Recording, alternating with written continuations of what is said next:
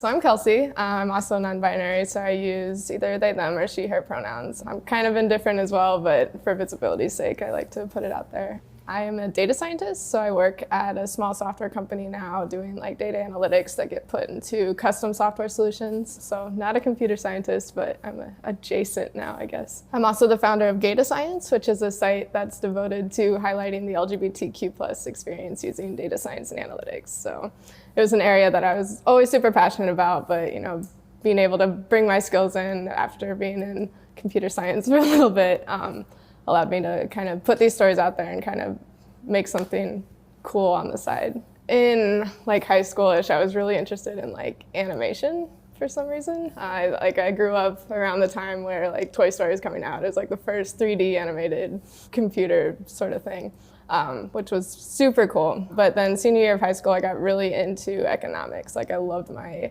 econ course. It was like kind of a combination of like using math and English to like explain the world around you with theories and stuff. So I decided to major in that in college. And as part of that, you take a course called econometrics, which is kind of like applied statistics. So instead of like controlled trials, you use like real data and like real life situations to explain the world. So got really into like the data side of econ and like using data to explain the world around you. But after a little bit, like the conversations around like computer science started building up, data science started becoming a thing. It was named like the sexiest new job of the 21st century. And I started realizing that like newspapers like Washington Post or New York Times would put these like beautiful interactive data visualizations out, which was like a whole new thing. And I was just blown away, like fall in love.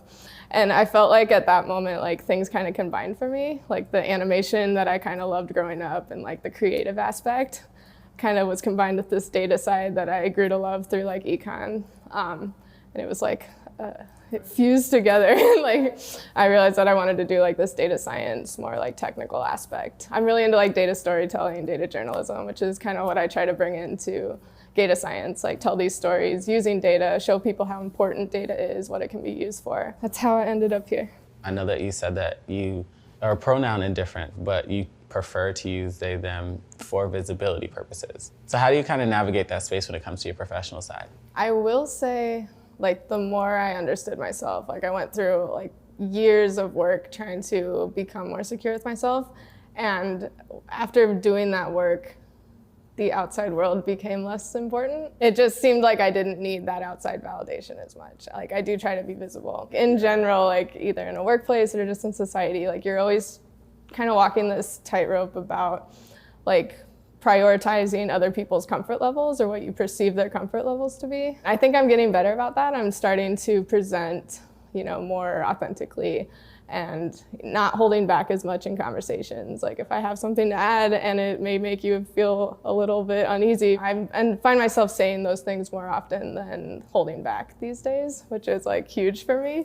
But also like it makes you, it's something you have to push yourself to do. It sounds like really generic, but just like live your truth. Like there's so many different ways you can live, but like you're not gonna be happy unless you're being yourself. And whatever you're running from in your background, like figure out who you are and then put that out there. It's like, I don't know, it's simple. What is something that you see within the data, especially for data science, what is something that kind of just made you realize how important that is? I think, as soon as I got introduced to data, like I realized how sparse the data is about our community.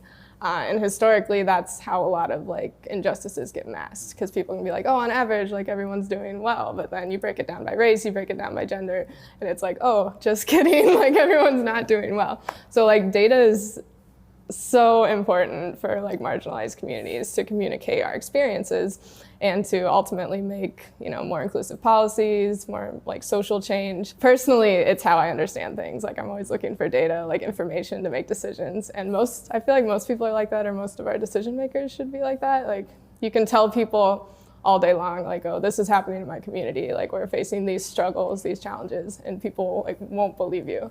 Until you have data. Like sometimes they won't even believe you when you have the data. Right, but yeah. like I feel like data is so important. And we're starting to see a little bit more academic research in this space like for LGBT health or criminal justice, housing, like discrimination, stuff like that. I don't know, I felt like academic it's great that those are happening, but it's kind of siloed. A lot of people can't understand that unless they're a PhD or they have access to those articles because they're in like some firewall for the university.